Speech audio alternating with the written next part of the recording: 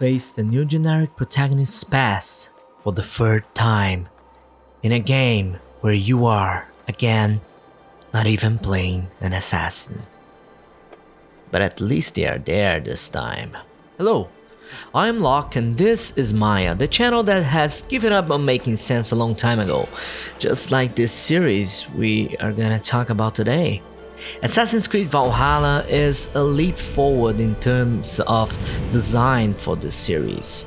Everything from the plot to gameplay, weapons, upgrades and mechanics was refined and enhanced, but some stuff was also enlarged. It's not an uncommon feeling to be overwhelmed by Valhalla's systems. The extensive skill system is comparable in style to Final Fantasy X's sphere grid system, but not on scale. While the sphere grid system was a comprehensible system that helped make each class in Final Fantasy X as interesting as possible, Valhalla's level system serves the purpose of changing your character ever so slightly per level. And it's huge.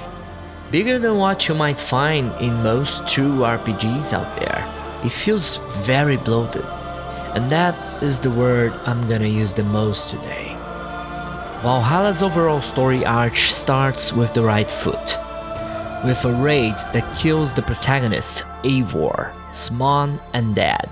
After that, and some years later, adult Eivor goes after revenge, and we get the first glimpse of Viking culture, with visions of Valhalla and the Old Norse gods coming to Eivor from time to time, or by being induced with magic concoctions made by the old lady in the hut. The game starts in Norway, where you play the first chapter. It's a pretty long one, filled with some pretty intense action scenes and a beautiful climax battle that could be the whole game, or at least half of it, but it's not even 1/3 of it. When you get to the lengthy missions of Act 2, the story unfolds to its Anglo-Saxon direction, and after a while you start to get the feeling it's going to end, but nope. Another arch in a whole different place, mixed in with infinite side quests, side events, side assassinations, dots on the map, treasures, and well, it all feels like it's a little bit too much. It's a huge map, sprawling for miles and miles, that take actual long horseback and longboat rides to explore, all locked behind a power level system that won't hesitate to kick your ass to the curb as many times as it can. If an enemy has just a little more levels than you, you can expect getting your ass kicked as hard as possible. So the game sprawls over a vast map, but soft locks you away from stuff with its power level system that demands you put points in the sphere grid wannabe. This bloated system works with very small percentages like 1.5%, 2 or 1, etc. It will start slowly multiplying your strength to make the act of killing enemies a little bit easier, but when you meet the level 300 Templars roaming the map, you will understand that farming is very necessary. It's imperative to fill those spheres as fast as possible in order to get somewhere in the game, and only the main quest gives you enough experience, so you will need to unravel the complex and sometimes otherworldly narrative presented in Valhalla. Graphically, this game has some of the best open world visuals I've seen in recent years, much better than its comrade Watch Dogs Legion, but it's also terribly optimized. At launch it was borderline unplayable on the PS5 and a little better on the Series X. And once again, the PC crew got it a little better than everyone else, but still, it felt a little off. It's hard to compare it with the other Assassin's Creeds though, because in terms of fidelity, there are many big cities like London, Winchester and York, but they all look significantly different from their modern counterparts, and much less impressive than London in Assassin's Creed Syndicate, for example. But besides the representation of the medieval cities around the UK, the pulp of the game's map is naturally composed of nature. You will more often than not see rivers, mountains and grass. sometimes ruins from the occupation of Rome, and Christian temples that you raid as much as you can by pressing the raid button. Which brings me to the gameplay. Playing as Eivor is pretty great. Every weapon responds nicely, there are a lot of different options to choose from, and each one of them impact Eivor's abilities in different ways. I actually loved how the bigger variety of weapons and the many skills that change how you use them work in the game. Like dual-wielding two-handed weapons from skill and trading weapons from hand to hand. It lets you equip a two-handed sword and a kite shield at the same time with the skill. It's pretty interesting. What I don't like is the time it takes to get to them.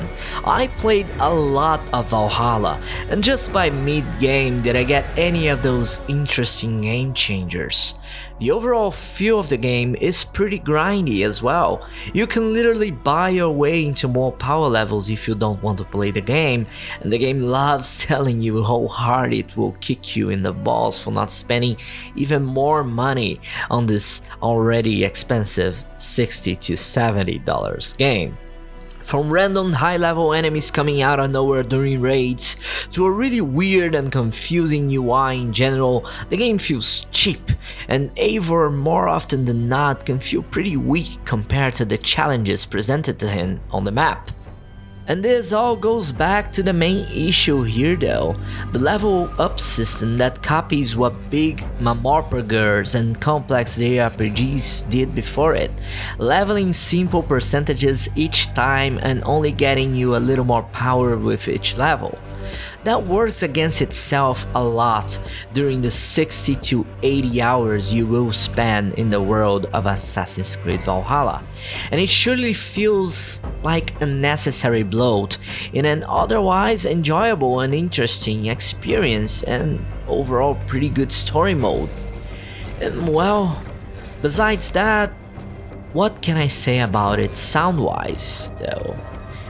Well, ever since Jade Raymond's math dreams became a reality in 2006 with Assassin's Creed, the series has been known to deliver the best soundtracks in the industry. Over the years, this has been proved again and again, until this newest trilogy where the songs feel a little less Assassin's Creedy than before, but still are pretty good. It's not the perfection we heard in Assassin's Creed 2 or Unity, but it's a great soundtrack with some really good and realistic sound effects. The voice acting is hit and miss though. While some characters feel pretty realistic, others feel like they're just reading attacks from the paper at class on 3rd grade. Especially the blacksmith for some reason.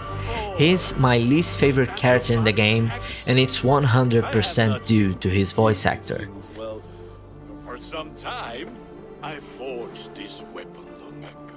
Still looks good. One of my finest, I think. It has a blunted blade, but it swings well. Can you sharpen it? Terrible job. Overall, Assassin's Creed Valhalla can be a great experience to have, and will feel like a breath of fresh air for its first 20 hours. The issues will come after that, when you realize that the story didn't really progress further and you're already way past what you will normally expect in a game like this, an action-adventure game. The bloated nature of the game makes it suffer, while extra content is very appreciated. Content necessary to finish the game feels more like extra and makes the player suffer to get there and feel some level of completion. They should have balanced this better, make at least 50% of the obligatory content non-necessary to complete the game would help a lot in this direction. Considering this, I have to rate Assassin's Creed Valhalla a 7 out of 10. Although it's a worthy game on the Assassin's Creed series, it overstays its welcome, and I don't see many people playing it through on their first try, remaining in backlogs for months after, until you forget about it and can feel that breath of fresh air once more. And well, if you enjoyed this video, like, subscribe, and share it with your friends and family. Or mostly your friends, because the chances your mother is considering buying Assassin's Creed Valhalla are pretty slim to me. Consider checking the other videos appearing on your screen, and check out my streaming on Twitch, where I'm mostly focusing on retro games and other kinds of stuff. Links on the description for all my social media.